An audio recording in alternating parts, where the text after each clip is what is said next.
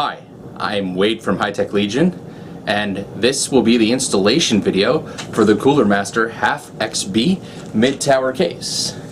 Right now it's in test bench mode, and I will show you how to install the components into it piece by piece, as well as give you the benchmarks on how it performed.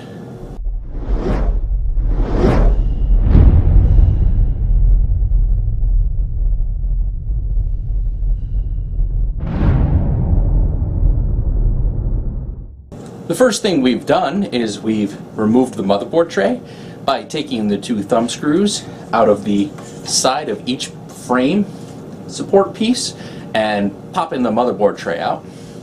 Then we installed the motherboard as well as the heatsink onto the motherboard itself.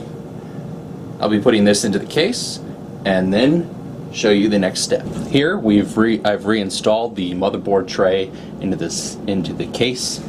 I've screwed in the thumb screws on both sides of the frame, securing the tray in place so that it doesn't move around at all.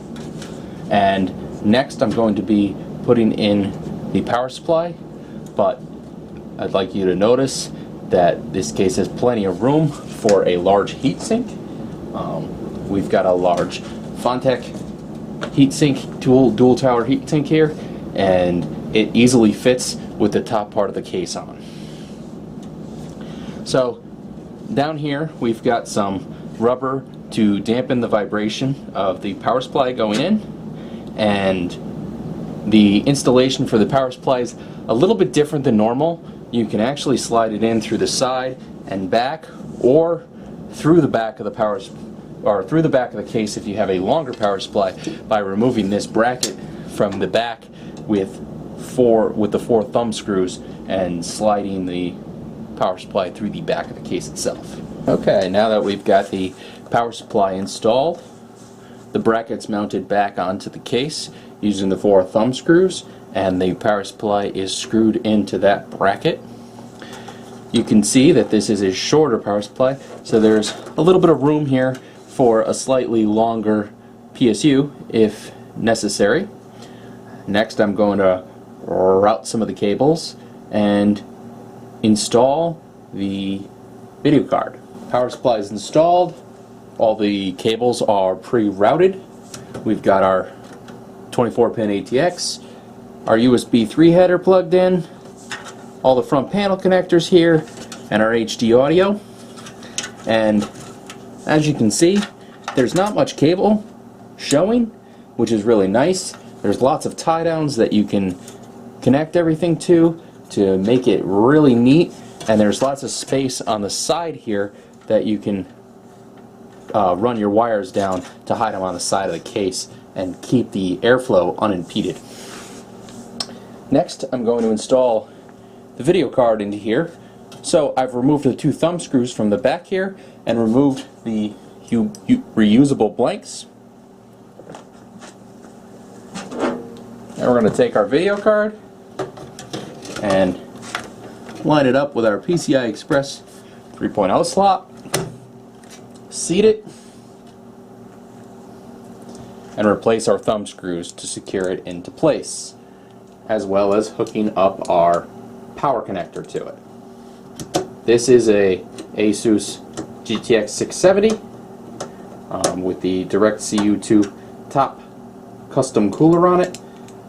It fits perfectly well in this case, and there's room for an even longer card. Alright, we've got the video card installed, so next let's install a 3.5-inch hard drive. First we pull the X-dock out. You can see we've got a nice vented tray here. It's sturdy plastic and flexes a bit. So we take our drive, place it into the dock, and line up the holes, and then just flex it into place and push the grommets in, make sure they're nice and tight to hold the drive in place. They've also got a screw hole on either side that they supply screws for to hold the drives in place even better.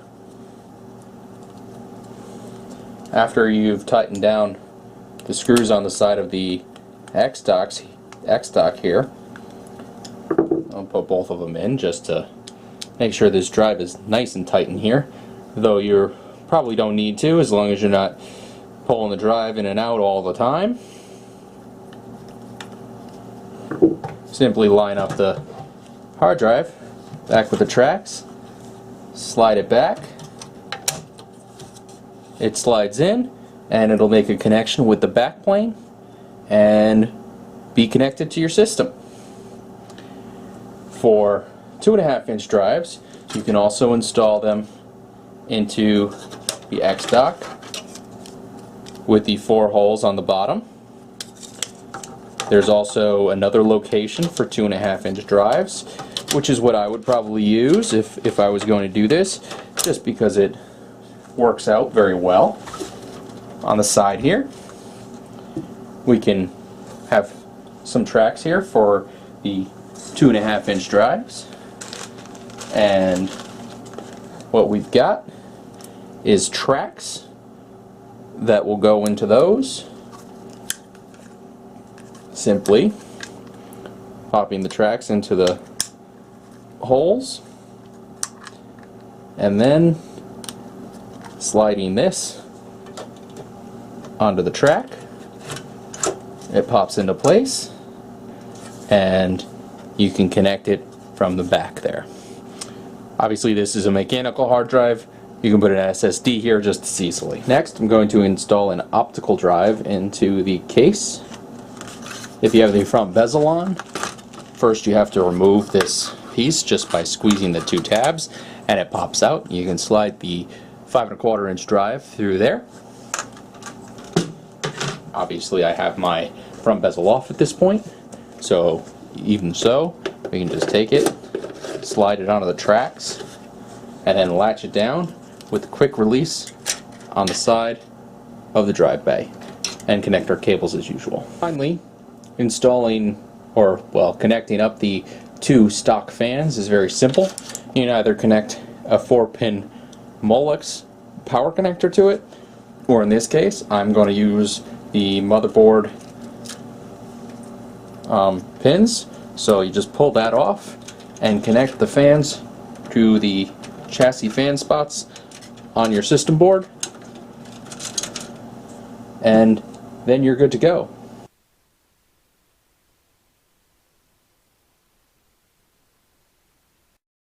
This is the completed install for the Cooler Master Half XB mid-tower computer case, LAN box, and test bed. Let's fire it up so you can see the front panel here. So we've got a red LED in the power button, and then also a red LED here for the hard drive light indicator. You can hear the fans, but they're not unbearably loud at all. Some helpful hints for installing into this case would certainly be to pre-wire as much as you possibly can before installing the motherboard tray. Put the PSU in and wire as much of that up as you can. You could get all the cables nice and neat that way. The 2.5-inch drive bay, the additional 4 trays for the 2.5-inch drive bay, that's removable by pulling 4 screws on the bottom to give you a little bit more room to get your hands in there if you need to. And just enjoy the build. Take your time, enjoy the build. I hope you liked this installation video. Don't forget to subscribe to our YouTube, our Facebook, Twitter, and visit our main site at www.hightechlegion.com for the full review. Take care.